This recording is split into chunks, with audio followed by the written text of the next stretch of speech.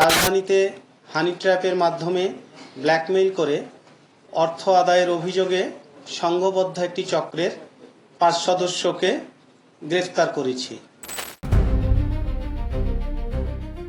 সামাজিক যোগাযোগ মাধ্যমে একটি সাধারণ হাই বা হ্যালো, অপর প্রান্ত থেকে ভেসে আসা একটি মায়াবী কণ্ঠ কিংবা আকর্ষণীয় ছবি, ব্যাস এই সামান্য ফাঁদে নিমিষেই ধুলোয় মিশে যায় বছরের পর বছর ধরে গড়ে তোলা সম্মান, অর্থ আর ক্ষমতা। অপরাধ বিজ্ঞানের ভাষায় এর নাম হানি ট্র্যাপ। রূপের মায়াজালে ফেলে কিভাবে চলছে কোটি কোটি টাকার ব্ল্যাকমেল সাম্রাজ্য, কারা রয়েছে এই অন্ধকার চক্রের নেপথ্যে। সহজ ভাষায় হানি ট্র্যাপ হলো যৌন সম্পর্কের লোভ দেখিয়ে কোনো ব্যক্তিকে ফাঁদে ফেলা।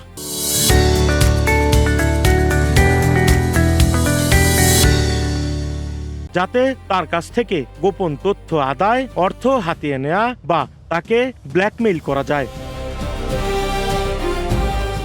কিন্তু এই ফাঁদের শুরু কোথায়? ইতিহাস ঘাটলে দেখা যায় এর শুরু হয়েছিল সাবেক সোভিয়েত ইউনিয়নে, যা বর্তমানে রাশিয়া নামে পরিচিত। কোল্ড ওয়ার যুদ্ধের সময় সোভিয়েতে গোয়েন্দা সংস্থা কেজিবি এবং পূর্ব জার্মানির স্টাসি এই পদ্ধতিকে যুদ্ধের অন্যতম প্রধান হাতিয়ার হিসেবে ব্যবহার করত। রূপসী নারী ও সুদর্শন পুরুষদের বিশেষ প্রশিক্ষণ দিয়ে পাঠানো হতো শত্রু শিবিরের গোপন নথি ও রাজনৈতিক চালের খবর আনতে।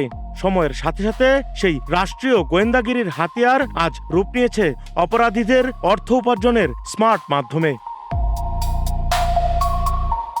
কারা হয় এই হানি ট্র্যাপের প্রধান শিকার?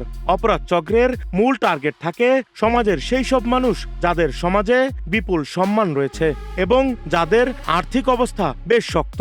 রাজনীতিবিদ, শিল্পপতি, বড় ব্যবসায়ী, সরকারি কর্মকর্তা কিংবা আইন শৃঙ্খলা রক্ষাকারী বাহিনীর শীর্ষস্থানীয় ব্যক্তিরাই এই চক্রের সহজ নিশানা। কারণ একটাই, এদের সমাজে হারানোর ভয় সবচেয়ে বেশি। সামান্য অসতর্কতায় কোনো গোপন মুহূর্ত বা চ্যাটের স্ক্রিনশট রেকর্ড করে নিলেই শুরু হয় মানসিক নির্যাতন। সম্মান বাঁচানোর তাগিদে ভুক্তভোগীরা নীরবে কোটি কোটি টাকা ঢেলে দেন এই অপরাধীদের পকেটে। এবার আসা যাক বাংলাদেশের প্রেক্ষাপটে। বর্তমান বাংলাদেশে হানি ট্র্যাপের রূপ পুরোপুরি ডিজিটাল এবং ভয়ঙ্কর। সামাজিক যোগাযোগ মাধ্যমকে ব্যবহার করে দেশজুড়ে গড়ে উঠেছে শত শত পেশাদার হানি ট্র্যাপ সিন্ডিকেট। চক্রের নারী সদস্যরা ভুয়া বা আকর্ষণীয় প্রোফাইল খুলে টার্গেট করা ব্যক্তিদের ফ্রেন্ড রিকোয়েস্ট পাঠায়। এরপর শুরু হয় মেসেঞ্জারে চ্যাটিং, অডিও কল এবং এক পর্যায়ে ভিডিও কল। কৌশলে ভুক্তভোগীকে আপত্তিকর অবস্থায় স্ক্রিন রেকর্ড করা হয়। কখনো আবার সরাসরি কোনো ফ্ল্যাটে বা হোটেলে ডেকে নিয়ে চক্রের অন্য সদস্যরা নিজেদের সাংবাদিক বা ডিবির ভুয়া পরিচয় দিয়ে হানা দেয়। এরপর সম্মানহানি এবং মামলার ভয় দেখিয়ে লাখ লাখ টাকা মুক্তিপণ আদায় করা হয়। অধিকাংশ ক্ষেত্রেই লোকলজ্জা আর সামাজিক সম্মানের ভয়ে ভুক্তভোগীরা পুলিশের দ্বারস্থ হন না, যার ফলে পার পেয়ে যায় এই অপরাধীরা।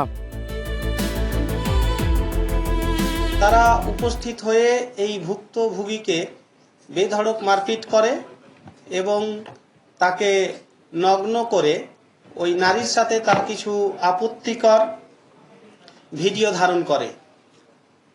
এই ভিডিও ধারণ করার পরে তার মোবাইল ফোন, মানি ব্যাগ, নগদ অর্থ, ব্যাংকের এটিএম কার্ড, জাতীয় পরিচয়পত্র, ড্রাইভিং লাইসেন্স, মোটরসাইকেলের রেজিস্ট্রেশন সহ গুরুত্বপূর্ণ কাগজপত্র জোরপূর্বক ছিনায় নেয়।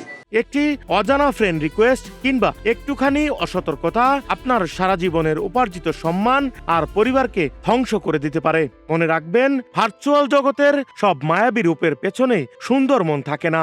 অনেক সময় থাকে ওত পেতে থাকা কোনো শিকারী। অচেনা নম্বর থেকে ভিডিও কল বা প্রলোভনে পা দেওয়ার আগে 10 বার ভাবুন। রাকিব হাসান, নাগরিক প্রতিদিন।